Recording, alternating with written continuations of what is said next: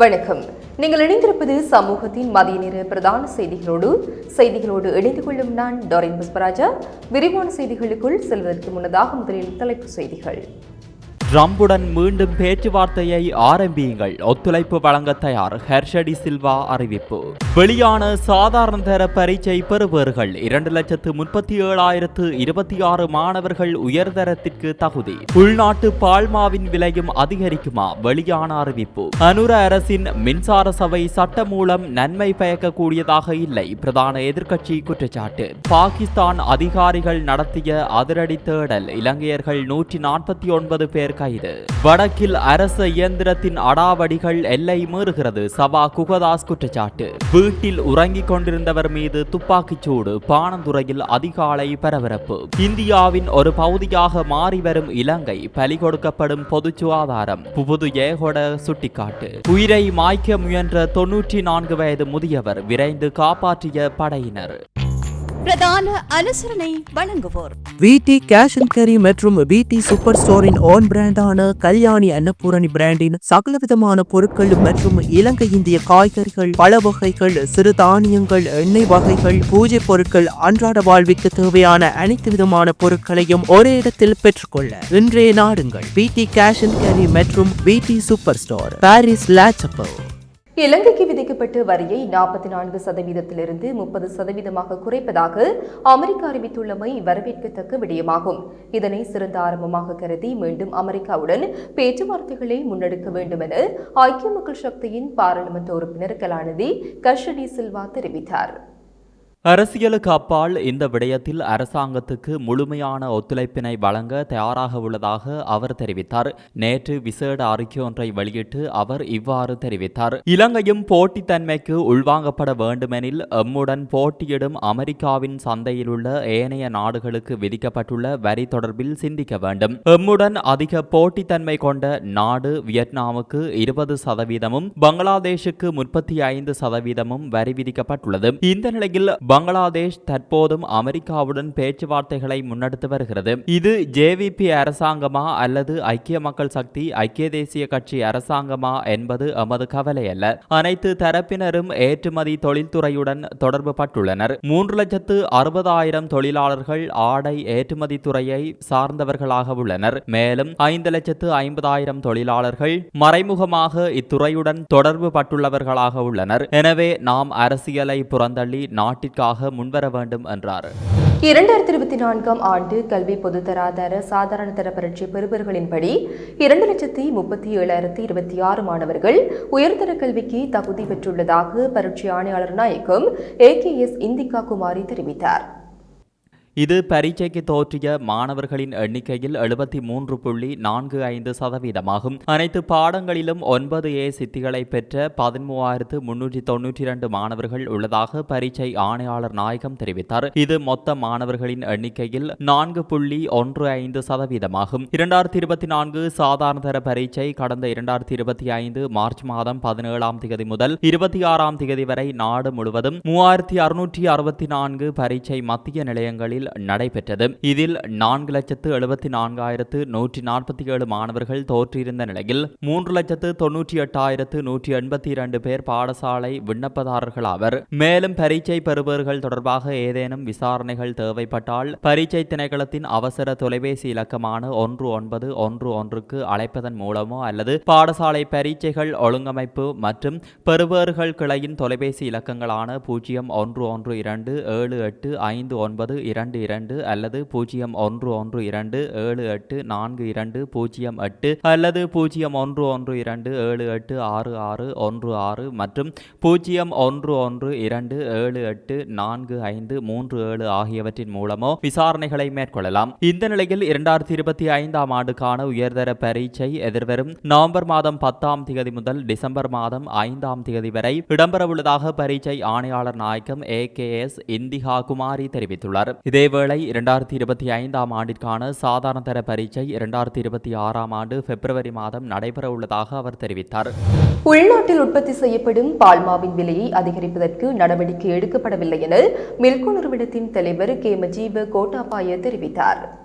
எதிர்கால சந்தை நடவடிக்கைகளை கண்காணித்ததன் பின்னரே மேலதிக நடவடிக்கை முன்னெடுக்கப்படும் என்றும் அவர் தெரிவித்தார். உலக சந்தையில் பால்மாவின் விலை 8% அதிகரித்துள்ளதனால் இறக்குமதி செய்யப்படும் 400 கிராம் பால்மா பொதியொன்றின் விலையை 100 ரூபாவினால் அதிகரிப்பதற்கு நடவடிக்கை எடுக்கப்பட்டது. அதற்கமைய இறக்குமதி செய்யப்படும் 1 கிலோகிராம் பால்மாவின் விலை 250 ரூபாவினால் அதிகரிக்கப்பட்டுள்ளது. எவ்வாறாயினும் உலக சந்தையில் பால்மாவின் விலை குறைவடையும் பட்சத்தில் உள்நாட்டு சந்தையிலும் பால்மாவின் விலை குறைக்கப்படும் என பால்மா இறக்குமதியாளர்கள் சங்கம் தெரிவித்துள்ளது.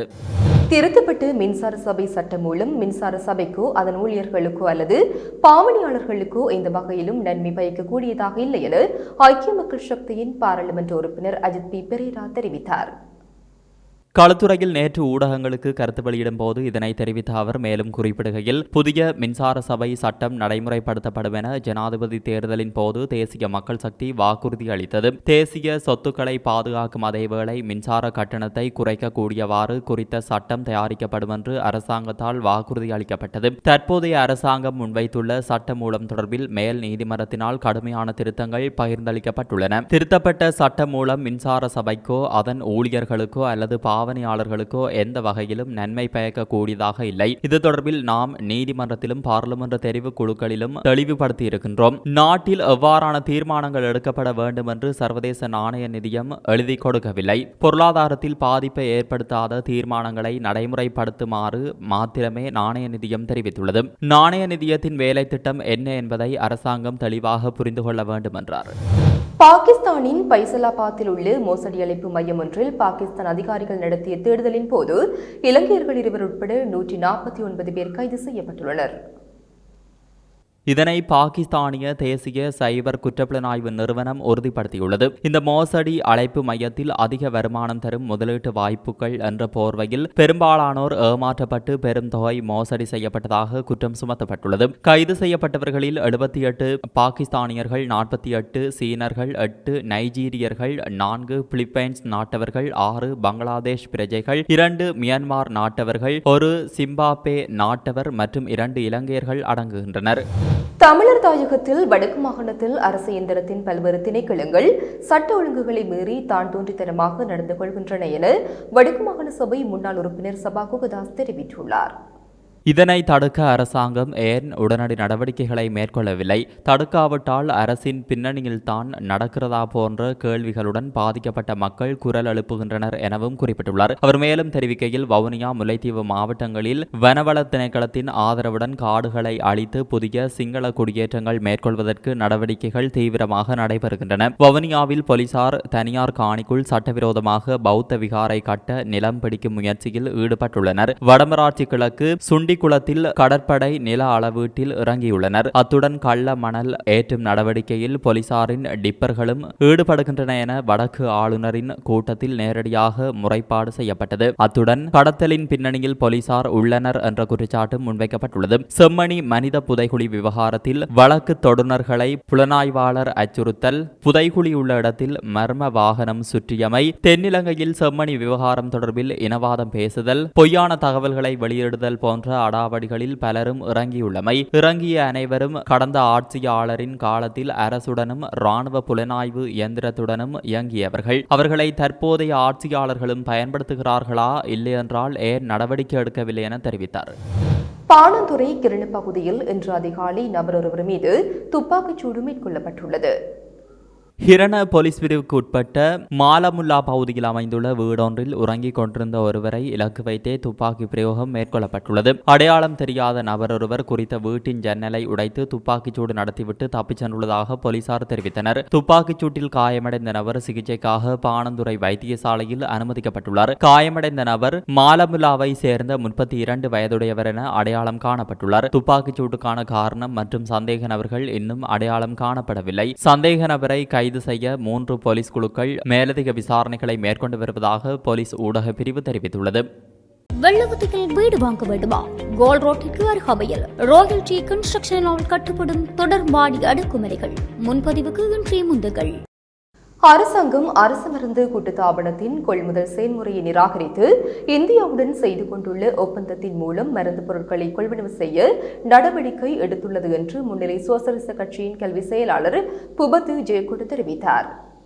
நேற்று இடம்பெற்ற செய்தியாளர் சந்திப்பில் கலந்து கொண்டு கருத்து தெரிவிக்கையிலேயே அவர் இவ்வாறு தெரிவித்தார். இந்தியாவுடன் செய்து கொண்டுள்ள புரிந்துணர்வு ஒப்பந்தங்கள் மூலம் இலங்கை இந்தியாவின் ஒரு பகுதியாக மாறி வருகிறது. அதற்கு சிறந்த உதாரணத்தை மருந்து துறையில் கண்டுகொள்ள முடியும். இதனால் மருந்து பொருட்களின் தரம் தொடர்பில் பாரிய பிரச்சனை இருக்கிறது. இந்தியா தனது ராணுவ தேவைக்காக இலங்கையின் தேசிய பாதுகாப்பை பலியெடுக்கிறது. மருந்து கொள்வனவிலும் அவ்வாறே இடம்பெறுகிறது. இந்தியாவின் வியாபார நோக்கத்திற்காக எமது பொது சுகாதாரத்தை பலி கொடுக்கிறது. நாடுகளின் அரசாங்கங்கள் ஊடாக கொள்முதல் செயல்முறை இல்லாமல் கொண்டுவரப்படும் மருந்து உரிய தரத்தில் இருப்பது என்பது இலங்கையில் பதிவு செய்யப்பட்டுள்ளதா என கேட்டபோது அவை இலங்கையில் பதிவு செய்யப்பட தேவையில்லை, அந்தந்த நாடுகளில் பதிவு செய்யப்பட்டிருந்தால் போதுமானது என அமைச்சரவை ஊடக சந்திப்பின் போது அமைச்சர் நலிந்த ஜெயதிச தெரிவித்திருந்தார். இது இந்திய ஒப்பந்தத்தில் இருந்த ஒரு விடயமாகும் என அவர் தெரிவித்தார்.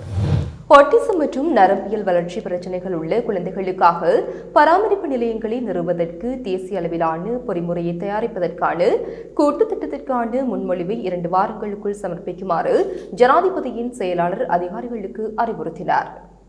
ஜனாதிபதி அனுரகுமார திசாநாயக்கவின் எண்ணக்கருவின் அடிப்படையில் செயல்படுத்தப்படும் இந்த திட்டம் குறித்து சமூக சக்தி செயலகத்தின் தலைமையில் நேற்று நடைபெற்ற கலந்துரையாடலில் ஜனாதிபதியின் செயலாளர் கலாநிதி நந்திக சனத்குமார் நாயக்க இது தொடர்பாக சம்பந்தப்பட்ட அதிகாரிகளுக்கு அறிவுறுத்தினார். இந்த ஆண்டு வரவு செலவு திட்டத்தில் மகளிர் மற்றும் சிறுவர்கள் விவகார அமைச்சிற்கு ஒதுக்கப்பட்ட ரூபாய் 250 மில்லியன் நிதியை சமூக சேவைகள் திணைக்களத்தால் மாவட்ட செயலாளர்களுக்கு வழங்குதல், பராமரிப்பு நிலையங்களை செயல்படுத்த தேவையான மனித வள அபிவிருத்தி திட்டத்தை தயாரிப்பது, இந்த திட்டத்துடன் தொடர்புடைய துறைசார் நிறுவனங்களை இணைத்து அறிவியல் பின்னணியுடன் கூடிய புதிய மாதிரியொன்றை தயாரிப்பது குறித்து ஆராயப்பட்டது.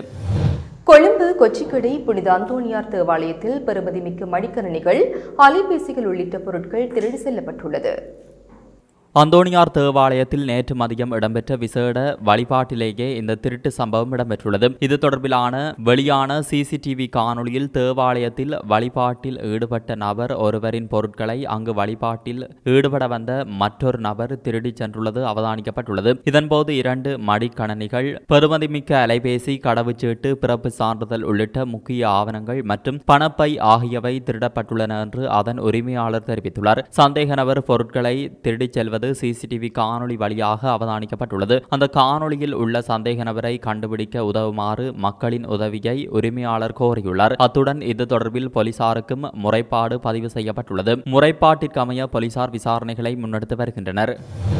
அரசாங்கத்துக்கு எதிராக பேசுபவர்கள் குற்றப்புலனாய்வு திணைக்களத்திற்கு அழைக்கப்படுகின்றார்கள் என தேசிய சுதந்திர முன்னணியின் தலைவரும் முன்னாள் பாராளுமன்ற உறுப்பினருமான விமல் வீரவன்ச தெரிவித்தார். கொழும்பில் நேற்று நடைபெற்ற நிகழ்வில் கலந்து கொண்டதன் பின்னர் ஊடகங்களுக்கு கருத்து தெரிவிக்கையில் மேற்கண்டவாறு குறிப்பிட்டார். சிவப்பு முத்திரை பதிக்கப்பட்ட பெரும்பாலான கொள்கலன்கள் எவ்வித பரிசோதனைகளுமின்றி விடுவிக்கப்பட்டமை பாரதூரமானது என்று நாங்கள் குறிப்பிட்ட விடயத்தையே ஜனாதிபதியால் நியமிக்கப்பட்ட குழுவும் குறிப்பிட்டுள்ளது. குழுவின் பரிந்துரையின் பிரகாரம் ஜனாதிபதி எடுக்கும் நடவடிக்கை என்னவென்பதை வெளிப்படுத்த வேண்டும். பரிசோதனையின்றி விடுவிக்கப்பட்ட 323 கொள்கலன்கள் பற்றி பல விடயங்களை குறிப்பிட்டு மக்களுக்கு இதனை அறிவுறுத்தியுள்ளவர்கள் தற்போது இலக்கு வைக்கப்பட்டுள்ளார்கள். பேச்சு சுதந்திரம் திட்டமிட்ட வகையில் மறுக்கப்படுகிறது. அரசாங்கத்திற்கு எதிராக பேசுபவர்கள் குற்றப்புலனாய்வு திணைக்களத்திற்கு அழைக்கப்படுகிறார்கள். அரசாங்கத்தின் முறைகேடான செயல்பாடுகள் இறுதியில் அரசு அதிகாரிகள் மீது சுமத்தப்படுகிறது. கொள்கலன்கள் விடுவிப்பு விவகாரத்திலும் இதுவே நேர்ந்துள்ளது என்றார். மாத்தறை நெல்வல ஆற்றின் மகாநாம பாலத்திலிருந்து குதித்து உயிரை மாய்க்க முயன்ற முதியவரை கெமுன் கண்காணிப்பு படையினர் விரைந்து காப்பாற்றியுள்ளனர். இந்த சம்பவம் நேற்று பிற்பகல் 2:15 மணியளவில் இடம்பெற்றுள்ளது. 94 வயது முதியவர் ஒருவரே இவ்வாறு பாலத்திலிருந்து குதித்து உயிரை மாய்க்க முயன்றுள்ளார். குறித்த நபரை 3வது கெமுனு கண்காணிப்பு படையினர் மீட்டு மாத்தறை பொது மருத்துவமனையில் அனுமதித்துள்ளனர். இந்த சம்பவம் குறித்து மாத்தறை போலீசார் மேலதிக விசாரணைகளை மேற்கொண்டு வருகின்றனர். யாழ்ப்பாணம் புத்தூர் வாதரவத்தை வீரபாணி பகுதியில் யுவதி ஒருவர் தவறான முடிவெடுத்து நேற்று முன்தினம் உயிரிழந்துள்ளார். கிளிநொச்சி முழங்காவில் பகுதியைச் சேர்ந்த 21 வயதுடைய லோகவேந்தன் ருஹிந்தா என்ற யுவதியே இவ்வாறு உயிர் மாய்த்துள்ளார். முழங்காவில் பகுதியைச் சேர்ந்த குறித்த யுவதி புத்தூர் பகுதியில் உள்ள உறவினர் வீட்டில் தங்கியிருந்து யாழ்ப்பாணத்தில் தாதியர் பயிற்சியின் அருகில் ஈடுபட்டு வந்துள்ளார். இந்த நிலையில் மன அழுத்தம் காரணமாக தவறான முடிவெடுத்து உயிர் மாய்த்துள்ளார். அவரது சடலம் மீதான மரண விசாரணைகளை திடீர் மரண விசாரணை அதிகாரி ஆ ஜெயபாலசிங்கம் மேற்கொண்டார். உடற்கூற்று பரிசோதனைகளின் பின்னர் சடலம் உறவினர்களிடம் ஒப்படைக்கப்பட்டது. இந்த நிலையில் யாழில் கடன் தொல்லை காரணமாக இளம் குடும்ப பெண் ஒருவர் நேற்று முன்தினம் தவறான முடிவெடுத்து உயிர் மாய்த்துள்ளார். இளவாலை பகுதியைச் சேர்ந்த 36 வயதுடைய ஹரிச்சந்திரன் வினோதா என்ற 2 பிள்ளைகளின் தாயாரை இவ்வாறு உயிரிழந்துள்ளார். குறித்த பெண்ணின் கணவர் வெளிநாட்டில் பணிபுரிந்து வருகிறார். இந்த நிலையில் குறித்த பெண்ணிற்கு கடன் கொடுத்தவர்களால் தொல்லை ஏற்பட்டுள்ளது. கடனை திருப்பி கொடுக்க முடியாத நிலையில் அவர் உயிர் மாய்த்துள்ளார். அவரது சடலம் மீதான மரண விசாரணைகளை திடீர் மரண விசாரணை அதிகாரி நமசிவாயம் பிரேம்குமார் மேற்கொண்டார். இத்துடன் சமூகத்தின் மதிய நேர பிரதான செய்திகள் நிறைவு பெறுகின்றன. தொடர்ந்தும் சமூகத்தோடு இணைந்திருங்கள். இது போன்ற செய்திகளை தெரிந்து கொள்ள சமூகம் நியூஸ் சேனலை சப்ஸ்கிரைப் செய்து அருகில் உள்ள பெல் பட்டனை கிளிக் செய்யுங்கள். மேலும் இது போன்ற செய்திகளை உடனுக்குடன் தெரிந்து கொள்ள சமூகமீடியா.com என்ற இணையதளத்தின் வாயிலாகவும் எங்களுடன் இணைந்திருங்கள்.